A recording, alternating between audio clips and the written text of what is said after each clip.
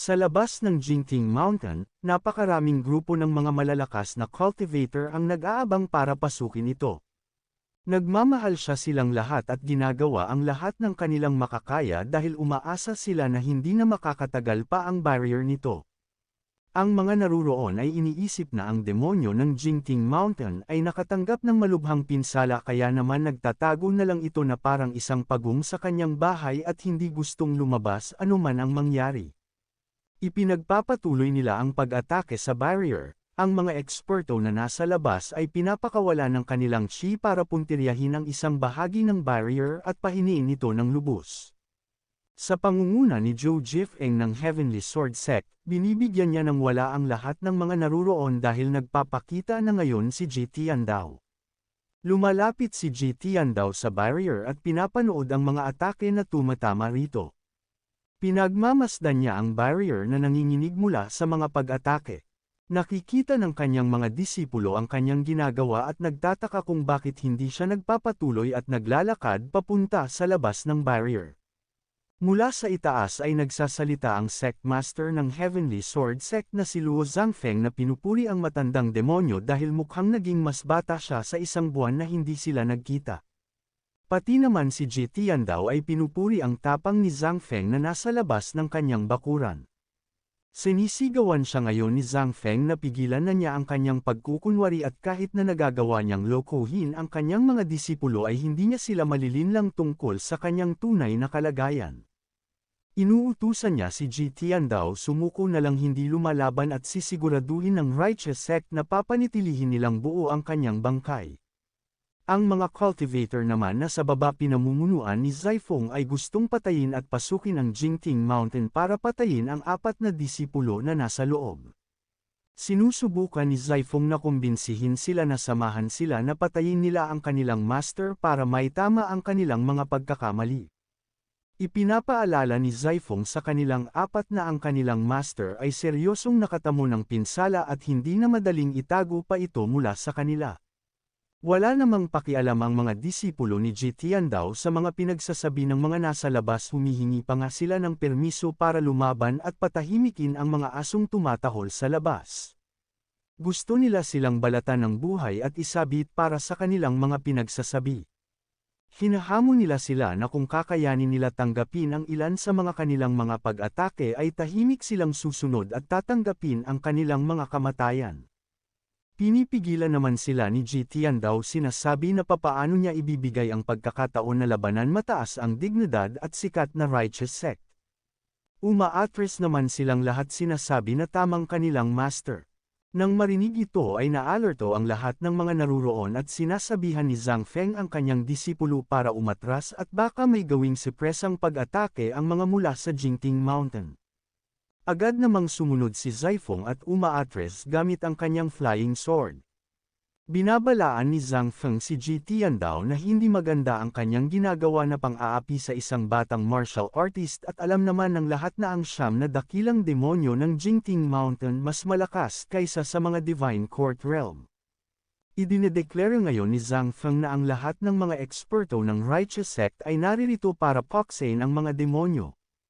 Wala na lamang daw silang masisisi maliban na lang sa kanilang mga sarili na paniling gumawa ng kasamaan. Pinapaalam naman sa kanila ni Ji Tiandao mali man o masama ang kanyang ginagawa, siya pa rin ang may huling salita. Kahit na raw may ginawang kanyang mga disipulong mali ay dapat na lang ang may karapatan na magbigay ng parusa at wala na silang pakialam doon. Hindi naman naniniwala dito si Zhangfeng dahil sa oras na nabigay na ang mga parusa sa kanyang mga disipulo ay tapos na ang mundo at wala ng oras. Tinatanong niya kung ano ang ginawa ni Ji Tiandao na parusa sa kanyang mga disipulo nang gumawa sila ng mga karumal-dumal ng mga krimen sa buong mundo. Dahil dito ay sinisingil niya si Ji Tiandao na dahil hindi siya strikto at walang pakialam sa mundo ay naghahasik ng lagim ang kanyang mga disipulo. Nagagalit naman dito si Ji Tiandao at sinasabi na wala siyang pakialam dahil magkakaiba sila ng pananaw sa mga bagay na ito at ang tangi lamang na pinapanigan ng Righteous Sect ay ang ibang mga clan at ang lahat ng kanilang motibo ay may mga masasamang balak na katumbas. Mukhang may tinamaan dito sa loob ni Zhang Feng at hinahamon niya ngayon si Ji Tiandao na kung may tapang daw siya ay dapat na lumabas siya ng barrier at wala na raw punto sa kanyang pagkukunwari.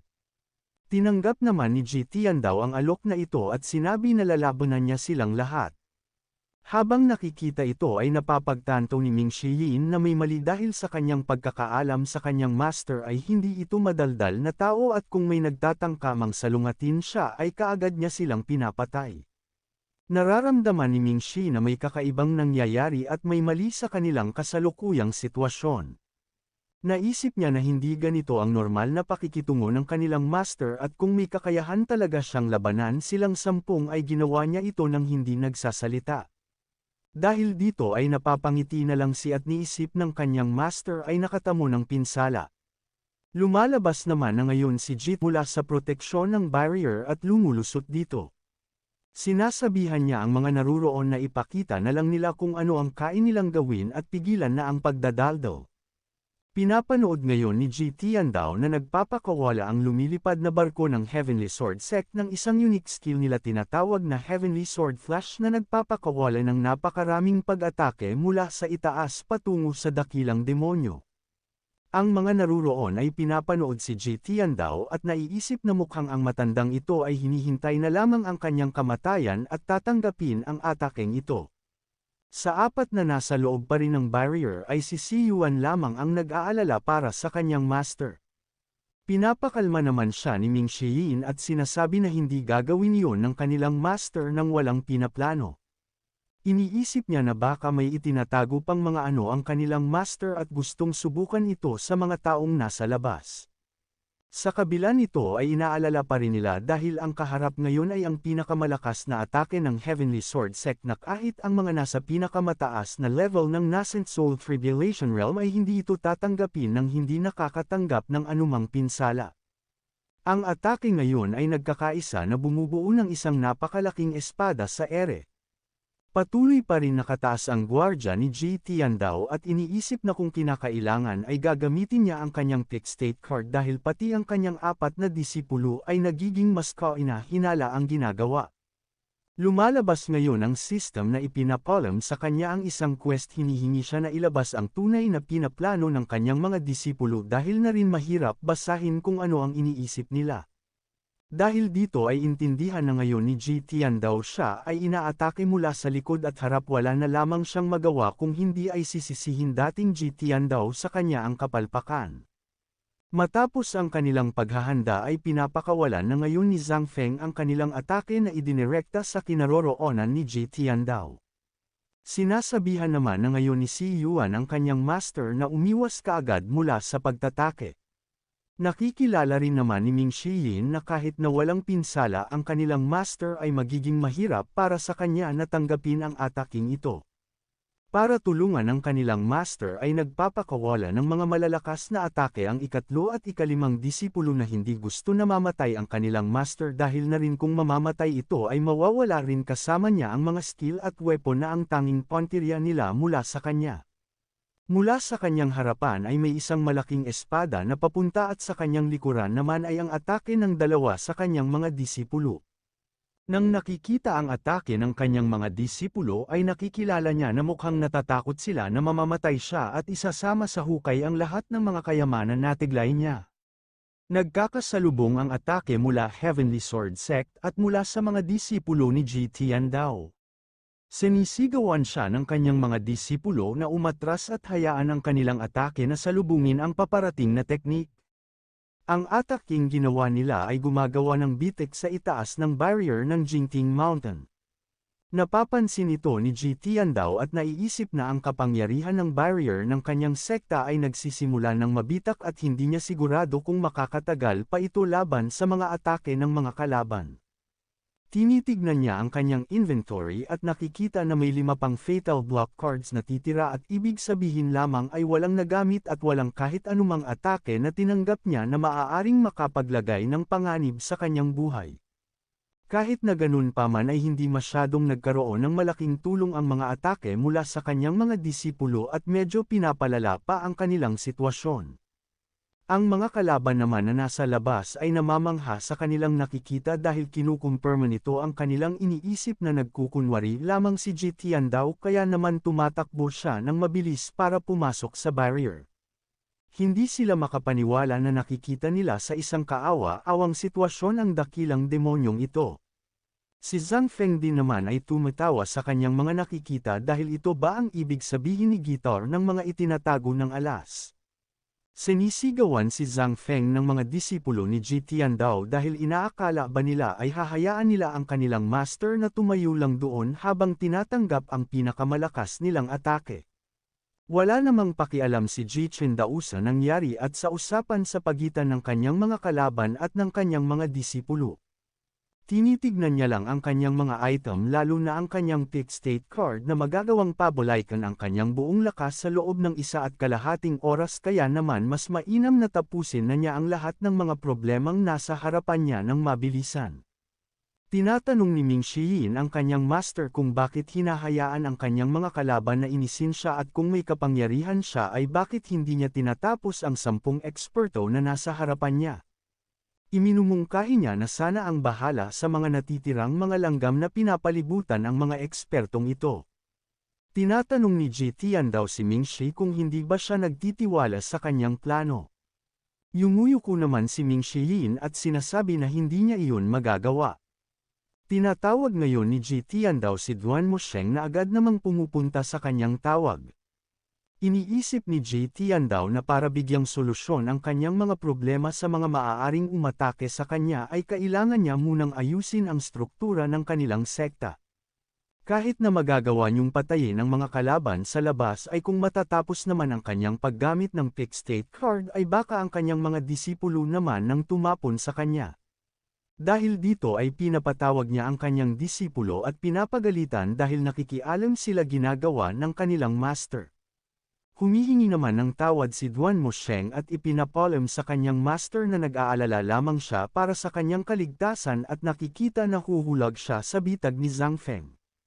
Tinatanggal na ngayon ni Ming Shi ang kanilang pagkukunyari at tinatanong ang kanilang master kung bakit nagpapakahirap pa siya sa pagpapakita na malakas pa siya sa harap nila. Inuutusan niya si Duan Mosheng na tumayo at samahan siya na agad namang sumusunod. Pati si Zhao Yu ay nakikiusap sa kanyang master na sumuko na at ibigay na lang sa kanila ang lahat ng mga skill at weapon na itinatago niya at para dito ay gagawin nila ang lahat ng kanilang mga kaya para alisin siya mula roon bilang pasasalamat na rin sa kanyang pagiging master sa kanila. Si Si Yuan naman ay hindi makapaniwala sa ginagawa ng kanyang mga kapwa-disipulo at nag-aalala sa maaari nilang susunod na gagawin. Naipon na ang mga banta kay Jitian daw nagmumula sa labas at mula sa loob. Pinipilit na siyang pinapasuko ng mga kalaban sa labas at ng kanyang mga disipulo. Para sa huling pagtatanong ay gusto niyang malaman kung ano ang sa tingin ni Si Yuan sa kanya. Sumasagot naman siya at sinasabi na hindi niya magagawa ang pagtataksil sa kanyang master. Sa pagsagot na ito ni Si Yuan ay patuloy pa rin na tumataas ang kanyang katapatan sa kanyang master na nasa 60% ngayon. Nakukumpleto na rin matapos niyang malaman ang sagot ng kanyang mga disipulo at binibigyan siya ng reward sa skill na Eye of Truth. Sa kasalukuyan ang kanyang disipulo na si Ming Shiyin ay nasa 15% at patuloy pa ang bumababa. Katulad din ito ni Duan na nasa 23% at patuloy ding bumababa. Si Zhao Yu naman ay nasa 35% ang katapatan at patuloy na bumababa. Mula sa kanyang mga nakikita ay ipinapalam sa kanya ng system na kapag ang katapatan ng kanyang mga disipulo ay umabot ng 0, lilipat sila sa kabilang panig at magiging kalaban niya. Kapag naman nakaabot ito ng 80 ay hindi sila aalis at kung nasa 70 ito o pataas ay nangangahulugan ito ng tunay na katapatan. Kagaya ng inaasahan ni Jitian daw ay patuloy na bumababa ang katapatan ng kanyang tatlong mga kontrabida pero hindi niya inaasahan na patuloy na tumataas kay Si Yuan.